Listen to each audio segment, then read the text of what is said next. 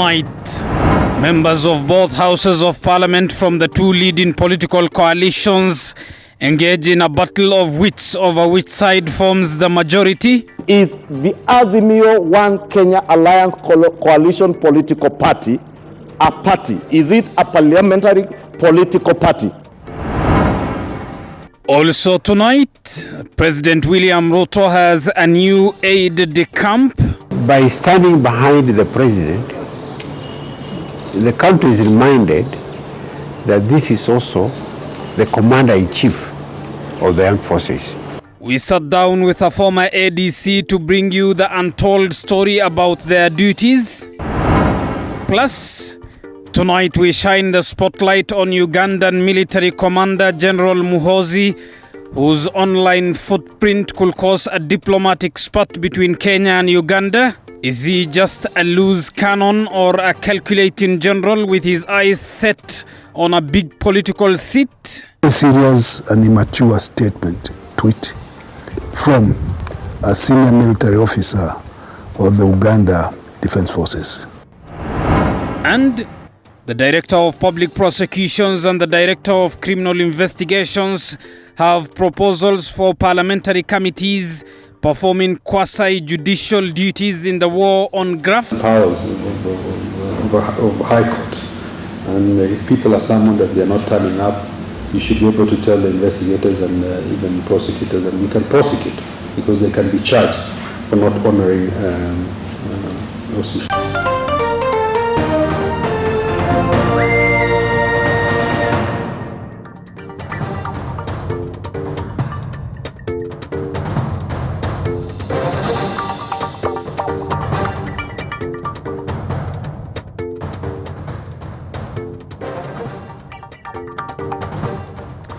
Minimbesa is our sign language interpreter. Good evening, I'm Abu Bakr Abdullahi. Welcome to the broadcast. Now, political statements dominated the funeral service of the elder brother to Deputy President Rigathi Gachagua, Reriani Gachagua in Nyeri County, with some hitting statements directed to former President Uhuru Kenyatta. President William Ruto, who was in attendance, steered off politics of the day and instead highlighted the heavy task ahead of him, that of improving the country's economy. Moige William was in Nyeri and has filed the following report. President William Ruto was back in the mountain region, making his first maiden trip to the region as the head of the republic, albeit in a somber occasion. President William Ruto, together with a number of leaders, was leading mourners in the final send-off of his deputy Rigathi Gachagua's elder brother, Reriani Gachagua, who passed on battling diabetes, arthritis and blood pressure for a number of years. While addressing mourners, President Ruto thanked the people of the mountain region for voting him in as the fifth president, but quickly reminded those present of the heavy task ahead of him to improve the country's economy. Niko na watu wengi ambao mmenipatia, ambao watashirikiana na mimi kutekeleza yale makubaliano tulikubaliana na nyinyi vile ya kubadilisha taifa letu la Kenya. The president called for a concerted effort from all three arms of government so as to enable his administration to deliver its promises made to Kenyans during the campaign period.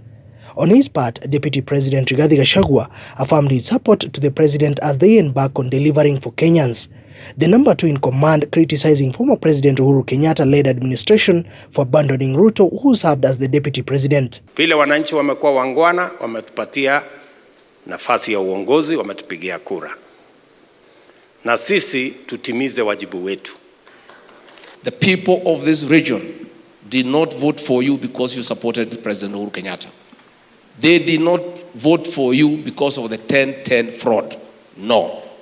They voted for you. They made a conscious decision. Gachagua also hailed the people from the mountain for voting in Ruto, terming it as a change in Kenya's politics. That electing President William Ruto is not enough.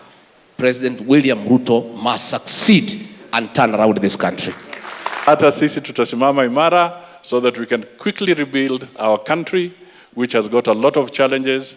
Leaders accompanying the president to the event didn't shy away from speaking out their mind, attacking former President Uhuru Kenyatta, saying that he neglected the region development-wise for supporting now President William Ruto. Iwezekana ile pesa ilitolewa kwa budget, iwe ni barabara, iwe ni wa maji, sababu Mheshimiwa Deputy President wetu Honorable Rigathi Gachagua alikuwa rafiki yako. Tafadhali. That business where back in the day laws were brought to Parliament, quickly hurried for the benefit of a select few, that is history right now. Reriani Gachagua, who passed on aged 70, was laid to rest at his rural home in Herega village, leaving behind his wife Cecilia Reriani and 2 sons. It is God who gives and it is God who takes, and it is the final journey for Jackson Reriani Gachagua, the elder brother to the Deputy President Rigathi Gachagua, the man who was hailed as a family man. Mwege William, TV47, Herega in Nyeri County. Elsewhere, President William Ruto has appointed Colonel Fabian Lengusuranga from the Kenya Army as his new aide-de-camp. Lengusuranga takes over from Timothy Lekolol, who served former President Uhuru Kenyatta and Ruto in his first weeks as the head of state. He will be deputized by Colonel Damaris from the Kenya Army. But what do the people who normally stand behind the president do? Our reporter Mike Kagwongo sought out to find the answers from a man who has been there before, who served the former president and the late Mwai Kibaki. Colonel Fabian Lengusuranga from Kenya Army is President William Ruto's new aide-de-camp. He takes over from Brigadier Timothy Stelu Lokolol from the Kenyan Navy, who has been deployed to the Department of Defense headquarters. Lengusuranga accompanied Ruto to Nyeri Tuesday for Deputy President Rigathi Gachagua's elder brother's funeral. I served for SADC for 3 years. We sought to understand the role of an ADC through the late former President Mwai Kibaki's ADC Geoffrey Kengangi. Retired Colonel Kengangi says the role of an ADC is mostly a ceremonial role, serving as a symbol of dignity for the presidency and assisting on matters of security, protocol and military tradition. By standing behind the president, the country is reminded that this is also the commander-in-chief of the armed forces. But more importantly, he is a closest person to the president at all times. Kengangi left public service as Kibaki's aide-de-camp in 2012 to contest for the Mbeere South parliamentary seat, where he lost to Mutava Musyimi. He later clinched the seat in 2017 after flooring Musyimi and other contestants. I don't know whether this is a fun bit. Kengangi, who was seeking to defend his seat on a United Democratic Alliance UDA ticket, lost during the primaries after getting 1,570 votes. According to Colonel Kengangi, the ADC is a personal assistant to the president who is able to keep him up to date on the various programs that are ahead of him and so on. The role of safety, security, and then finally the order, to ensure that there is order around the president. He says one has to be a bit curious to know what's going on all the time, and hence has to work closely with the presidential escort commander to make sure that things are working right. But one thing that helps is that the ADC lives in State House. So from when you break from work to your house, it's 2 minutes, because it's still within the compound. That helps. But it will be a false impression to say that you have your time to go and socialize and all that. No. The ADC is often a highly trained senior military officer required to be part of the president's itinerary at all times. Lengusuranga, the new aide-de-camp, was commissioned into service in 1999. Before his appointment, he served as a senior Special Forces branch commander. But not ceremonial in the sense of it's not important. It's ceremonial in the sense of it's very, very important, because you are part of a very big image. So that because you become part of that presidency. On the other hand, Colonel Damaris Agneta from the Kenya Army takes over from Rachel Nduta Kamui, who has also been promoted to a full colonel and deployed to the Department of Defense. Agneta was commissioned in 2003 and was serving as an artillery officer. She also served in the United Nations Observer Mission. The appointment of an ADC is done by National Security Council upon recommendation by Defense Headquarters. Mike Kagwongo, TV 47, Nairobi. Elsewhere, the Office of the Auditor General has called for synergy among investigative agencies and parliamentary oversight committees, among other stakeholders, in order to execute their constitutional mandate of safeguarding public resources. Flora Limuki reports. As the 13th Parliament kicks off, the battle to control the oversight committees is taking shape, even as the Auditor General Nancy Gathungu decries a lack of transparency within the committees, hence compromising their service delivery. The work of Parliament in oversight must count, and it can only count if there is implementation of recommendations. The weak link between the Office of the Auditor General and the Parliamentary Oversight Committees, that is the Public Accounts Committee and Public Investment Committee, has led to an increase in graft cases over time. Unsupported expenditures, where we have recommended entities to improve on their record keeping in support of the financial transactions that they make. While making his first public appearance since his appointment, the Acting Director of Criminal Investigations, Masa Salim, laid out the main challenge that curtails the office from dealing with graft cases, one of them being the politicization of cases, as most involve high-profile leaders. Most of the time, these reports touch on, public figures. They touch on public figures, and when you touch on the public figures, the stakes are high. You are looking at their reputation. You will try to safeguard their reputation. You are looking at their interests in the public domain, be it political, be it otherwise. So always they would see like we are being intrusive, but criminal investigations by nature are intrusive. Sentiments that were echoed by the Director of Public Prosecutions, Nudin Haji, recommending that the DCI and DPP attend parliamentary committee meetings. Parliament has the powers of High Court, and if people are summoned and they are not turning up, you should be able to tell the investigators and even prosecutors, and we can prosecute because they can be charged for not honoring those issues. The aide has recommended the formulation of structures for cooperation between constitutional commissions, independent offices and other oversight bodies, as well as building a mechanism for follow-up on implementation of recommendations and report back to Parliament and county assemblies on the status of recommendations. Flora Limuki, TV 47.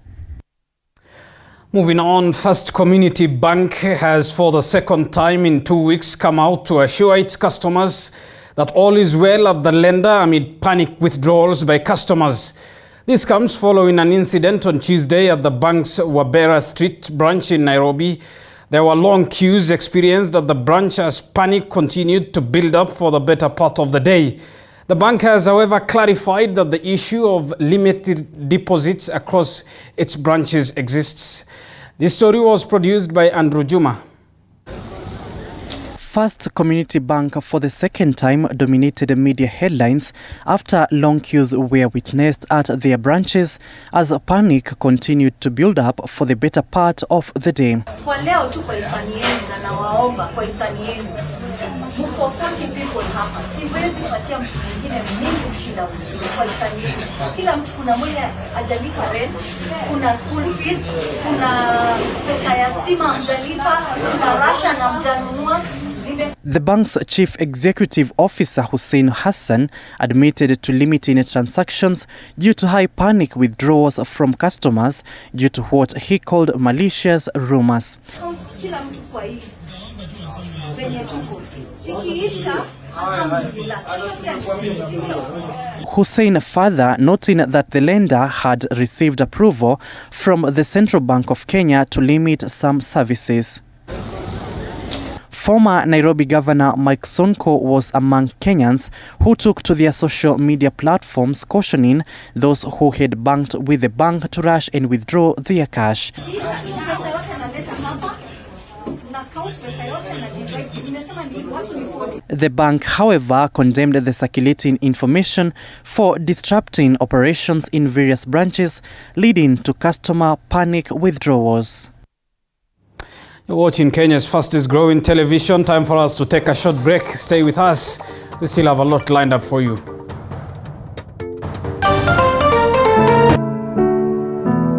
Disability is not only limited to physical disorder, but also mental issue. From depression, I was under depression for like 2 years. Bipolar. Bipolar disorder is a mood disorder. And even suicidal thoughts. When I was just about to hang myself, a certain voice just talked to me, and I believe that was God. I tried suicide more than 6 times. Beyond the Limit has gone beyond its limit to find answers so as to help everyone go through life with ease. Join Muthoni Maina every Saturday at 7:30 p.m.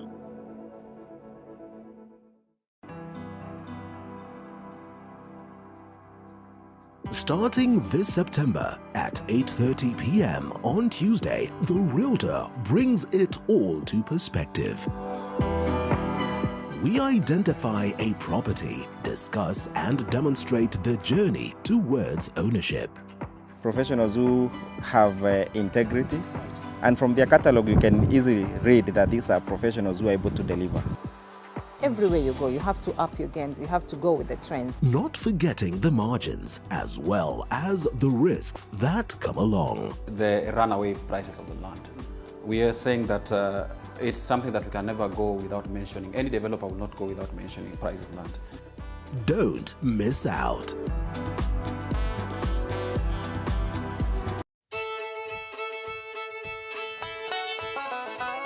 Do you want the latest news on farming? We've got the WikiLeaks for you. Get it? No? Well, okay. Every week, we give you insights on different farms, from crop farming to animal keeping. They're very hardy insects, yeah? The larvae is a very hardy insect. We look forward to having an optimum production in maybe about 5 years. Yes. Yeah. So we plant every week and we harvest every week. Join Violet Njoki every Sunday at 6:30 p.m. as we skooma the wiki. It's not all the time you have to read your farm. Sometimes it's of benefit.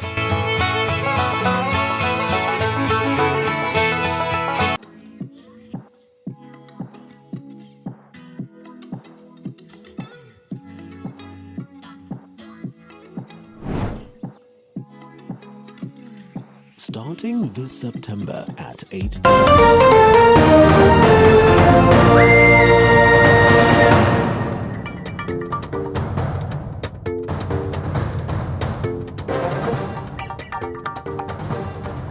Welcome back. Thank you for staying with us. Let's get to more news. And Siaya Governor James Orengo has sent all the chief officers and the county secretary on compulsory leave to pave way for an independent audit of the county's financial transactions and human resource. Orengo further announced a mini reshuffle of the cabinet and a total overhaul of the finance and procurement dockets, adding that all officials who served in the 2 dockets have been redeployed elsewhere. Paul Kirobi has the details.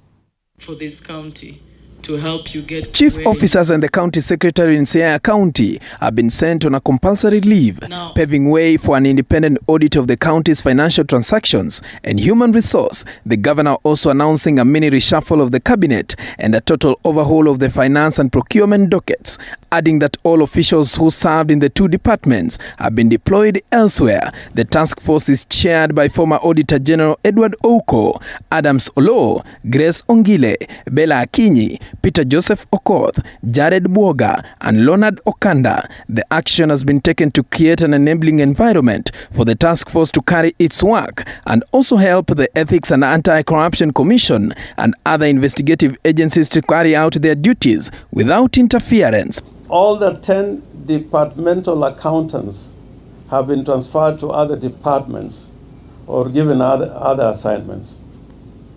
Number 5, all the 10 departmental procurement officers have been transferred to other departments or given other assignments. Number 6, the finance department has been overhauled and major changes made which take immediate effect.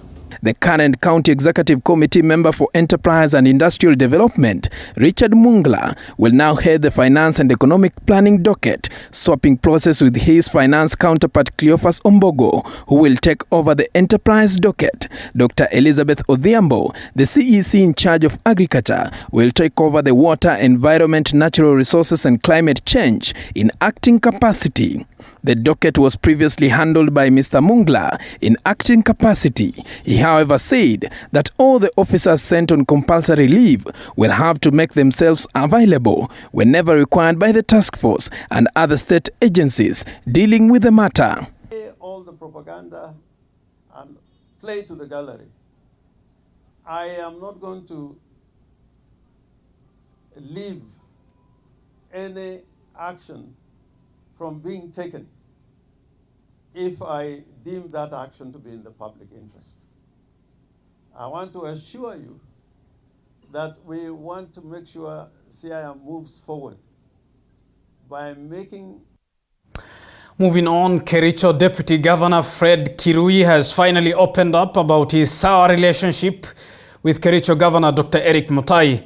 Speaking at his office, Kirui said that his agreement with the governor was breached during the naming of Kericho CECs, where 4 of his appointees were left out. Kirui now says he will not resign and will continue pushing until his appointees are awarded jobs. Chapter Boit with the details. After days of speculation, Kericho Deputy Governor Fred Kirui has finally broken the silence on his stalemate with the county boss Eric Mutai on allegations that his office has been frustrated, making him skip several official meetings. According to the Kericho County Deputy Governor, his agreement with the governor was a negotiable government and to share the county leadership in the ratio of 40% to 60%. The agreement has now been breached, according to him, after Mutai failed to gazette 4 of his nominees to the County Executive Committee CEC positions and went on to advertise the positions. It was also agreed that upon being elected, we will share the county leadership in the ratio of 40% to the Deputy Governor and 60% to the Governor. From the onset, therefore, it was agreed that the government we were forming was going to be a negotiated government. Number 4. Fast forward, on 9th August 2022, we were elected into office. It was my expectation that going forward, a structured consultation would be put in place on matters of appointment. According to Fred Kirui, he is not going to back out but will still keep fighting to ensure he gets his 40% share. Kujiuzulu hiyo ni ndoto ambayo sina kwa kichwa kabisa. Na nataka niwahakikishie watu ya Kericho County ya kwamba hiyo propaganda ambayo wanaeneza waikomeshe kabisa na waitoe kabisa kwa kichwa. Hii serikali niko na 40%, yeye ako na 60%. Natoka aje kwa serikali yangu ya 40%? Nitaweka watu wapi? And my supporters, I want to assure them, wherever they are, that I am family in this government. And we will make sure that we deliver services vile ambavyo tuliongea wakati tulikuwa tunaomba kura. This he has hinted that could cost their relationship, especially at the start of their first term in office. In total disregard to the pre-election agreement, my negotiated share of the cabinet slots in the list that has been submitted to the county assembly for vetting is not reflected. Number 6, such actions and other related moves in the recent past have caused mistrust and discomfort and has clearly dented our working relationship. The concern by the public on my absence during unveiling of the names of CC is attributed to these weighty issues. Kirui, who was vying for the second time, shelved his bid to become Kericho's governor in April after several interventions wanting him to deputize incumbent Mutai due to the popularity of the two. Chapter Boit TV 47. Now, the government's move to lift the ban on genetically modified crops has continued to elicit reactions from research scientists, agriculturalists, and biotechnology experts. Some have lauded the move, saying it is part of the medium to long-term response to the ongoing drought and a progressive step towards significantly redefining agriculture in Kenya by adopting crops that are resistant to pests and diseases. Our reporter Elizabeth Atieno spoke to Paul Chege, a biodiversity expert, and has filed the following report. On Monday, the government lifted the 10-year ban on genetically modified crops, or GMO, in a move aimed at helping the country plant diverse and drought-resistant crops, whereby farmers will be allowed to cultivate and import food crops and animal feeds produced through biotechnology. But what exactly is GMO?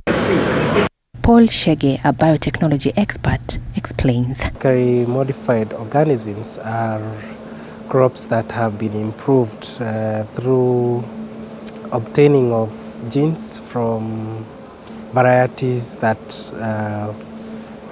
or organisms that are from different species.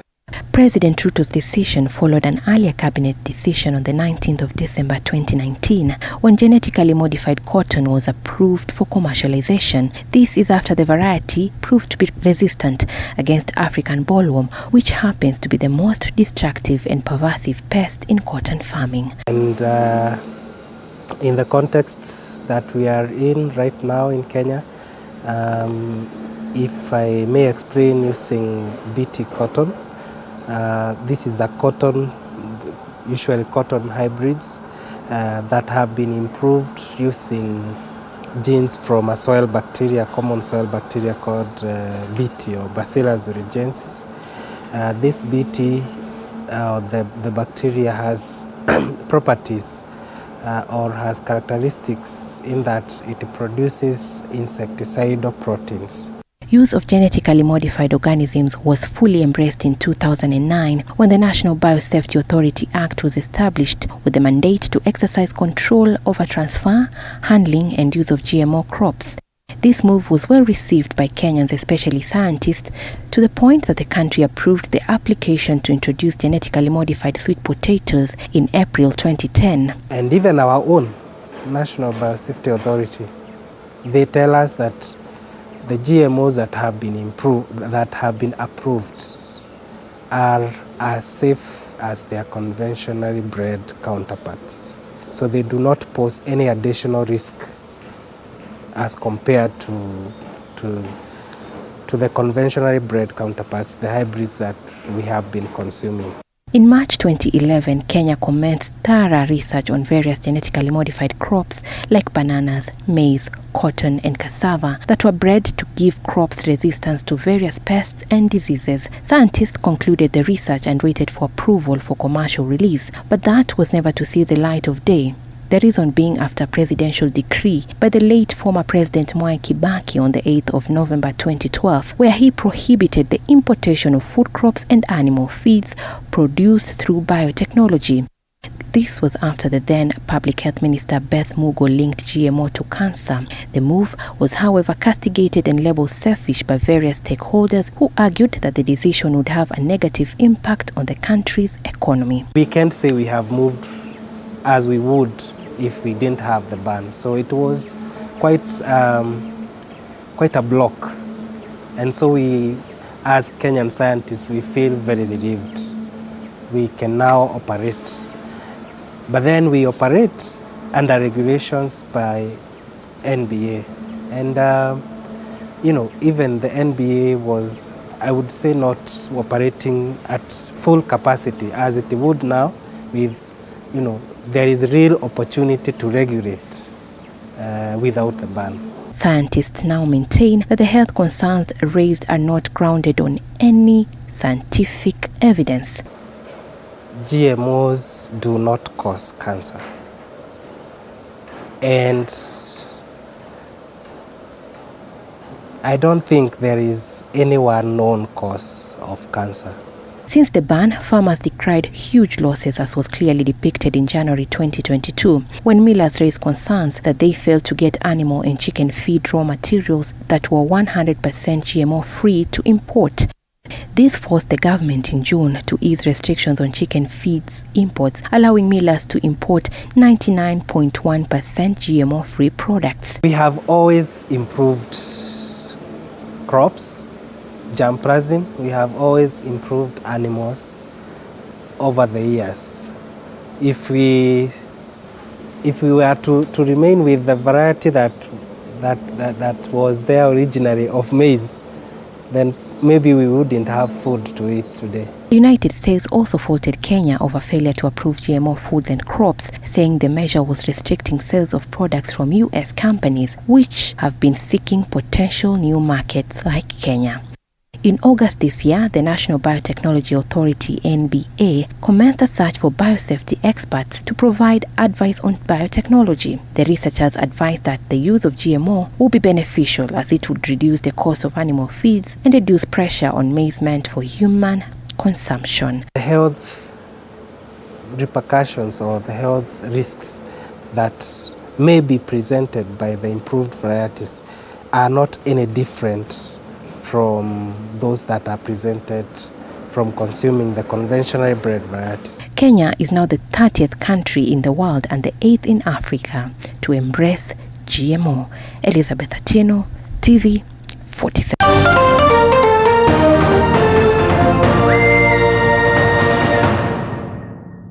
You are watching TV 47, the home. Disability is not only limited to physical disorder, but also mental issue.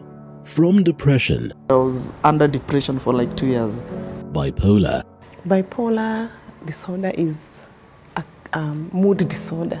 And even suicidal thoughts. When I was just about to hang myself, a certain voice just talked to me, and I believe that was God. I tried suicide more than 6 times. Beyond the Limit has gone beyond its limit to find answers so as to help everyone go through life with ease. Join Muthoni Maina every Saturday at 7:30 p.m.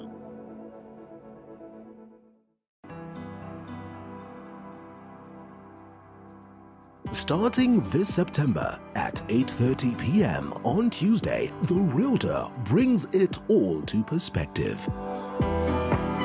We identify a property, discuss and demonstrate the journey towards ownership. Professionals who have integrity, and from their catalog you can easily read that these are professionals who are able to deliver. Everywhere you go, you have to up your games, you have to go with the trends. Not forgetting the margins as well as the risks that come along. The runaway prices of the land.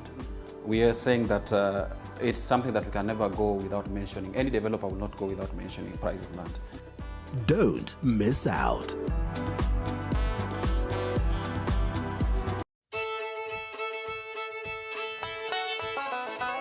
Do you want the latest news on farming? We've got the WikiLeaks for you. Get it? No? Well, okay. Every week, we give you insights on different farms, from crop farming to animal keeping. They're very hardy insects, yeah? The larvae is a very hardy insect. We look forward to having an optimum production in maybe about 5 years. Yes. Yeah. So we plant every week and we harvest every week. Join Violet Njoki every Sunday at 6:30 p.m. as we skooma the wiki. It's not all the time you have to read your farm. Sometimes it's of benefit.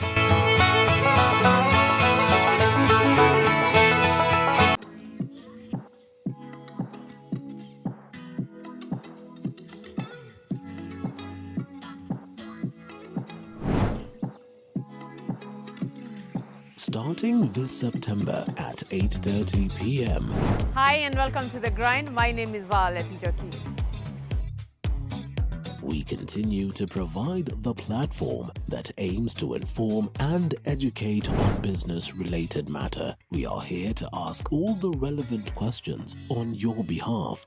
When it comes to a catering business, do you need licenses? Yeah, a lot of it. And inform you what is happening in the business arena. Be sure to stay tuned.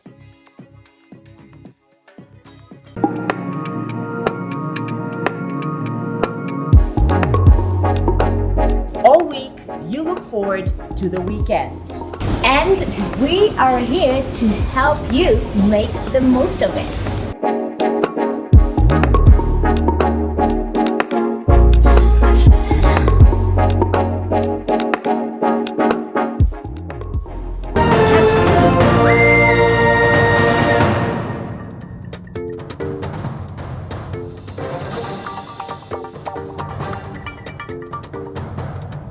Welcome back. Thank you for staying with us. Tonight, a fierce face-off played out in the National Assembly as Kenya Kwanza and Azimio One Kenya coalition faced off in their quest to be declared as the majority side. This Speaker Moses Wetangula delayed his ruling to Thursday this week to allow MPs to ventilate on the issue before he retreats to write the ruling. Before Thursday's ruling, Deputy Speaker Gladys Boss-Sholei will act as the majority leader. And as our senior political affairs reporter Apollo Kamau now reports, the Jubilee Party has added another twist to the majority debate after presenting its majority leadership lineup. The supremacy battle over who should take the House leadership majority slot between Kenya Kwanza and Azimio played out in the National Assembly Tuesday afternoon after House Speaker Moses Wetangula allowed MPs to debate the matter before he retreats to write the ruling, which he will deliver on Thursday afternoon. MPs allied to Kenya Kwanza, led by their proposed majority leader Kimani Ichung'wah, tasking the Speaker ahead of his ruling to be cognizant of the fact that Azimio One Kenya coalition is not a parliamentary party since no MP was sponsored under the coalition ticket. Adding a twist to the Azimio status dilemma is the Jubilee Party move to present its majority leadership lineup to the Speaker. Is the Azimio One Kenya Alliance Coalition political party a party? Is it a parliamentary political party? And the straight answer, Honorable Speaker, is that Azimio One Kenya Coalition Party does not exist as a parliamentary political party. Azimio la Umoja One Kenya Coalition Party is both a political party and a coalition under the Political Parties Act. This is the law. Four of Azimio affiliate parties, MDG, MCC, PAR, and UDM, have since withdrawn their membership but are still bound by the agreement until 3 months after the election. Kenya Kwanza disputing the claim, saying they were forced to sign the agreement and have already withdrawn. If you want to exit this coalition agreement, there are exit clauses you have to follow. There are clauses that allow you to exit, Mr. Speaker. Before the House began the debate, the Speaker had informed members of the dilemma confronting the House due to the lack of majority and minority leadership slots and how both sides submitted letters staking claims to the majority leadership and whip slots. Respect for our standing orders is sacrosanct. I will consider the matters that you have prosecuted before the House, and I'll give you a reasoned ruling touching on the facts, the jurisprudence, the constitutionality of the issues, and any other matters that you conversed on Thursday. A ruling by the Speaker on Thursday will set the ball rolling on crucial activities that have been delayed in the House, among them the constitution of the House Business Committee that sets the agenda of the House. Deputy Speaker Gladys Boss-Sholei will act as a majority leader until the Speaker's ruling on Thursday afternoon. Apol Kamau, TV47. Now, the battle for the control of the 13th Parliament between Azimio and Kenya Kwanza spilled over to the Senate, with the two coalitions claiming majority and urging the Speaker to put into consideration. Azimio senators raised the matter in the afternoon session, seeking clarification on the matter on just which side of the political divide has numerical strength over the other, owing to the fact that President Ruto had nominated two of its members to the executive. Unlike their counterparts in the National Assembly, the Senate started its first sitting by a procedural motion on formation of the House Business Committee, with members from across the political divide getting nominated in the lists. However, Nyamira Senator Okongo Omogeni caused a storm on the composition of the House Business Committee that should reflect the majority and minority, further asking the Speaker to make a ruling on which side of the House submitted the name of Mandera Senator Ali Roba to the committee. As it stands today, says that if the Speaker is in doubt as to which side a member belongs in any coalition or a political party, we can seek communication from the registrar of political parties. This raising a debate in the House for the better part of the sitting. Azimio members claiming the clause in Azimio agreement does not allow political defections before a 90 days time elapse, though Senator Roba insists he has nothing to do with Azimio anymore. Senator Roba has filed for decree.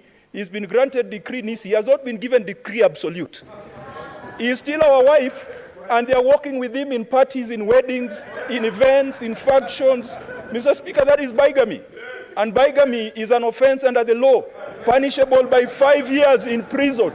Mr. Speaker, even if he has filed papers, perhaps he has decree Nisi, wait for decree absolute. And that's why I'm saying it could be that mischief that Senator Cheriot wants to show us that our wife has left us. But our wife has not been discharged.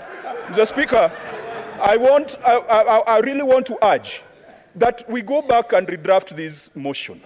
We go back and remove and put names that are non-controversial. Authority as the party leader of UDM, United Democratic Movement. We do not have anything on record in our files in United Democratic Movement as a party of purported agreement between ourselves and Azimio. But we have an agreement, post-election agreement between ourselves and Kenya Kwanza that has been publicly executed with every clause and every detail known that is with us, and we've taken to the registrar. Further, the Azimio members tried to outsmart their opponents after the nomination of 2 senators to serve in the executive, claiming this leaves them as the majority in the Senate. Who wrote you what letter? All Senior Omogeni is saying, even in the communication of the membership of this committee, could you please, as the chair, tell us that a letter was received from X coalition listing the following members as its nominees in the language of Standing Order 190. That is all we are asking, Mr. Speaker. Number 2, the custodian of all agreements, Honorable Murkomen, cannot come here to tell the House who is in which coalition and who isn't. I happen to be not just the Senator of Nairobi, but the Secretary General of ODM. I know what we signed, Murkomen. We have the authority on the coalition documents that we signed. Senate Speaker Emerson Kingi, however, says he is yet to receive any resignation letter from Senators Kipchumba Murkomen, who has been nominated to serve as the Transport Cabinet Secretary, and nominated Senator Soipan Tuya, who has been nominated to serve in Environment and Forestry Ministry. Elizabeth Mutuku, TV47. Thank you, Elizabeth Mutuku, for that report. Now, despite stirring up an enormous social media tornado, Uganda's Muhoozi Kainerugabe's job title has been upgraded. The former Lieutenant General was today promoted to General, the highest ranking title in Ugandan military, a title conferred to him by his father and President Yoweri Kaguta Museveni. And as Stanley Nyaringita now reports, international relation experts are of the view that Museveni is balancing a tightrope of pleasing his son and his country. Just before the Twitter storm that Muhoozi Kainerugabe had starred could settle, a new job title had been bestowed upon him. In a letter sent to newsrooms, Ugandan President Yoweri Kaguta Museveni had promoted his son General, which is the highest ranking title in Ugandan military. Muhoozi is also set to continue his duties as a senior presidential advisor. The letter also indicated that Major General Muhanga Kayanja has been promoted to Lieutenant General. In a twist of events, the Foreign Ministry of Uganda disassociated the country from the tweets by General Muhoozi. The ministry noted that Uganda treasures the strong bilateral ties it holds with Kenya. Further, the latest stated that the government of Uganda doesn't conduct its foreign policy and other official business through social media, nor does it depend on social media sources in dealing with sovereign governments. Muhoozi kicked off his tweet storm with a brotherly advice to former President of Kenya, Uhuru Kenyatta, stating that Uhuru should have sought a third term and could have been re-elected. The Twitter war reached its peak when he posed the question, after army captures Nairobi, where should I live? Westlands, Riverside? International relations expert Professor Macharia Munene, however, notes that the social media gaffe has hugely affected his leadership image. The implication is that Uganda is preparing for a war with Kenya. That's the implication.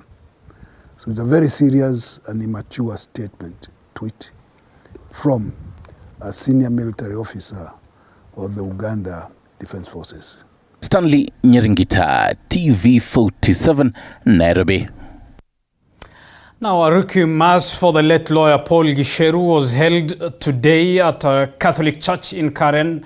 Friends and family described the late lawyer as one who has left behind a rich legacy that will serve as a footprint for others to emulate.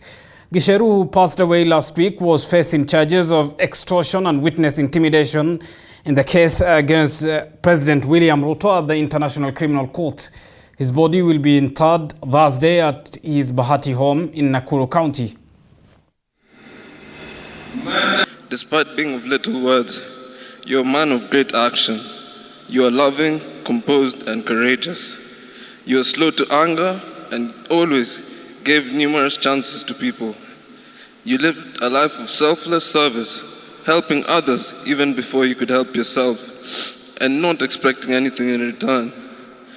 Us three can only strive to replicate the exemplary life in which you've lived. One, that you've always prepared us by giving us the best of everything you could. We will miss you dearly and treasure all our memories together. But you'll always be with us in everything that we do. And also, God, we love you, Dad, and we hope to see you again. Rest in peace, Alvin, Alex, and Alan. Thank you. On Monday, before you went to be with the Lord, you held my hand and said to me, "Nobody will ever separate us." Very unexpected at that moment. That makes me wonder if God sends messages to the people He's calling. It is very hard for me to accept that you're no longer here.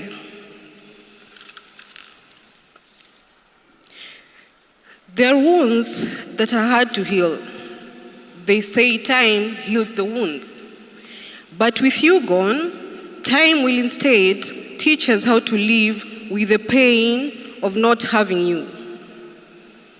The living God who gave you to me will be there for the children and I. It is hard to say goodbye, but I know that you're in a better place with our Heavenly Father. Fare thee well until we meet again. Sleep well, my love. May your soul rest in peace, my dearest husband Paul. Amen. Let's get to matters education, and Ezekiel Machogu was nominated by President William Ruto to take over as Education Cabinet Secretary from outgoing CS Professor George Magoha. If Parliament approves of Machogu as the next education boss, then what kind of ministry will he be inheriting? What are the expectations of Kenyans from him? Our senior education affairs reporter Shannon Baranga has that story. In the last 10 years during the administration of President Uhuru Kenyatta, there has been a lot of changes, especially in the education sector. And as Education CS George Magoha prepares to hand over his office to incoming CS Ezekiel Machogu, that is, if Parliament approves of him, then Machogu will be inheriting an office that is close to the hearts of many Kenyans who have a lot of expectations from him, especially when it comes to the implementation of the competency-based curriculum. whoever will be considered has also to be somebody who will match this kind of boldness and ability to one who is decisive, not a lot of indecisiveness, and marshalling people, making people look at the bigger picture, no matter the obstacles that are there. But the next person who comes, will be loss of thoughts, whether teachers lost their voice, but I think also teachers had also lost their credibility. It cannot be that every time you have got a grievance, you assume that the next thing to do is to go to the streets. We must also be a civil society where we can sit and discuss about our issues instead of issuing threats. Magoha has been at the forefront in championing for the CBC. He has been in office when the education sector has been undergoing reforms that include securing national examinations and also nurturing a healthy relationship between the Ministry of Education and teachers' unions. And history will be very, very kind to Professor Magoha because of what he has done, managing really the scourge of stealing exams. It was almost a national disaster. So we must be candid, we must be bold to really thank Professor Magoha for his personal effort that he put in, including employing a whole multi-sectoral agency, including ministries of ICT, Ministry of Interior and Coordination. We will see how under Professor Magoha, the whole cabinet will be marshaled to just go and support national examinations. The real test that will determine whether the nominated cabinet secretaries will excel and take over the mantle of leadership from their predecessors rests in the hands of the 13th Parliament. Sharon Baranga, TV 47.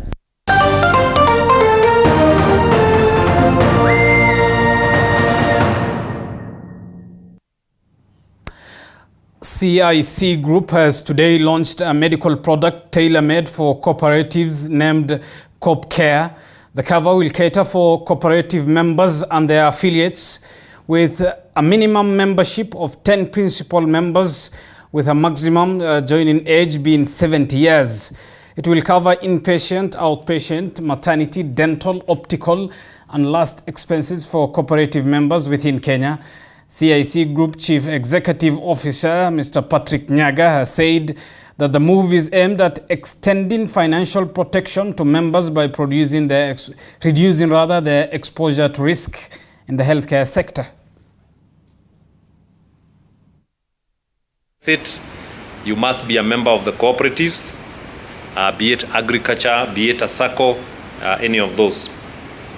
So today, we start true to our heritage as an institution owned by the cooperative movement and are proud of serving the needs of cooperative members to promote their financial freedom, which we have done for the past over 50 years. So I'm very proud of that. And again, it's quite a milestone that we are the first insurance company in this market where people can go online, go to a website, buy insurance, and get insurance and call it a day. The product is affordable. I'm afraid of using the word very affordable, but I can say most affordable in the market, in this market right now. It's accessible and it is affordable from a cost perspective, and it's a relevant product. A lot of people, when you ask them why they don't have insurance, they say we can't afford. I don't think that is a valid response now with CoopCare, is it?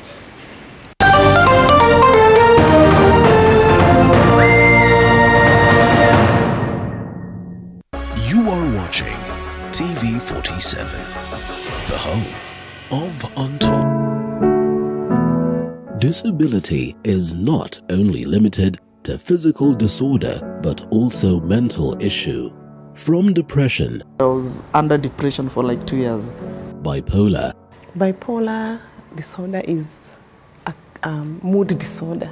And even suicidal thoughts. When I was just about to hang myself, a certain voice just talked to me, and I believe that was God. I tried suicide more than 6 times. Beyond the Limit has gone beyond its limit to find answers so as to help everyone go through life with ease. Join Muthoni Maina every Saturday at 7:30 p.m.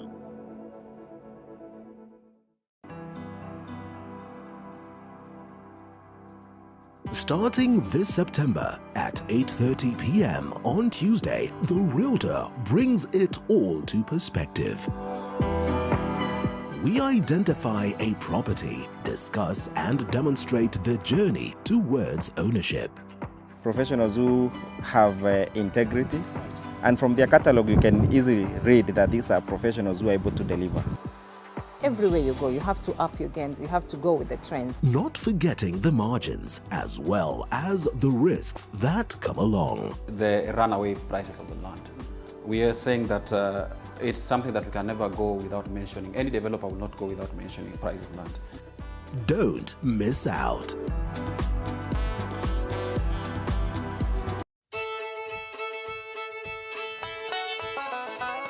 Do you want the latest news on farming?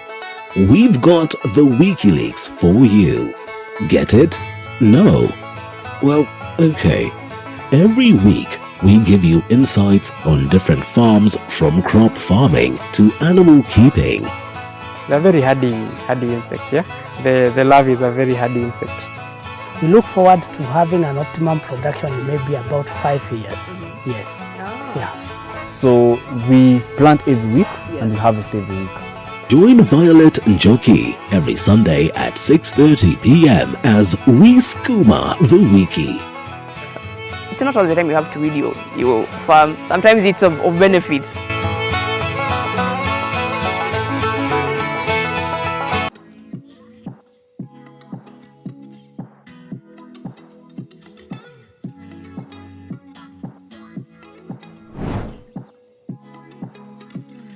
Starting this September at 8:30 p.m. Hi and welcome to The Grind. My name is Violet Njoki. We continue to provide the platform that aims to inform and educate on business-related matter. We are here to ask all the relevant questions on your behalf. When it comes to a catering business, do you need licenses? Yeah, a lot of it. And inform you what is happening in the business arena. Be sure to stay tuned.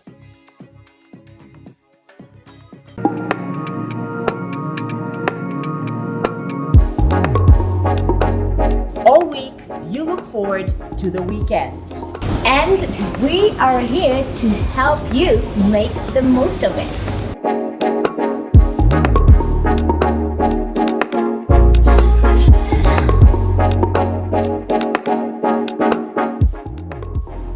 Catch me, Karen Karini, on Fridays. And with me, Muthoni Maina.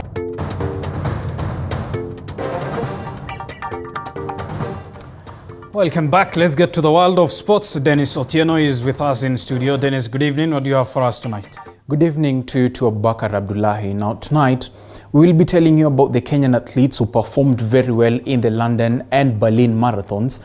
We shall also be telling you about the plea issued to President William Ruto by the Tusker FC head coach, that is Robert Matano. Those are among the many stories that we've lined up for you on Primetime Sports tonight. But to start us off is Matters Athletics. And newly crowned London Marathon champion Amos Kipruto and Joycelyn Jepkosgei earlier today returned to the country after a scintillating performance in the competition over the weekend. Debutant Kipruto, who was the only Kenyan in the men's race, stated that he was delighted to overcome stiff competition as he clocked 2 hours, 4 minutes and 9 seconds to clinch his maiden London Marathon title, while the defending champion Jepkosgei came second in the women's race in 2 hours, 18 minutes and 9 seconds. Meanwhile, Eliud Kipchoge, who beat his own record in the Berlin Marathon, was among the athletes who arrived in the country.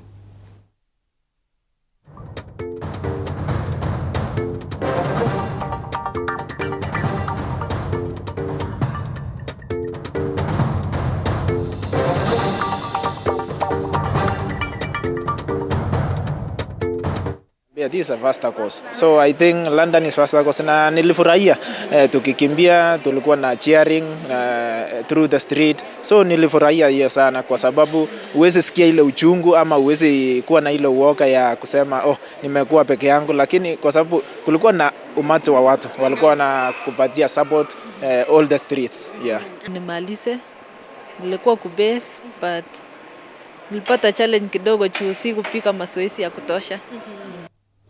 Congratulations to the athletes who performed exceptionally in the London and Berlin marathons. Now from matters athletics to domestic football, where FKF Premier League side Tusker FC's head coach Robert Matano has urged President William Ruto to engage football stakeholders in the country in a deliberation meeting so as to mull on effective ways to halt the uncertainty surrounding Kenyan football.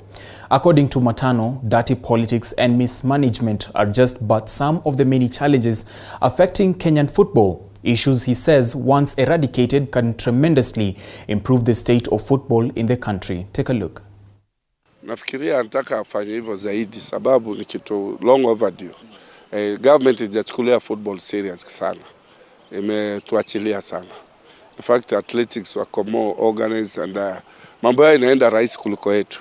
Na yetu inaenda ngumu wake sababu ya siasa duni na ile tamaa na ile pride linafanya sisi tusiende vizuri.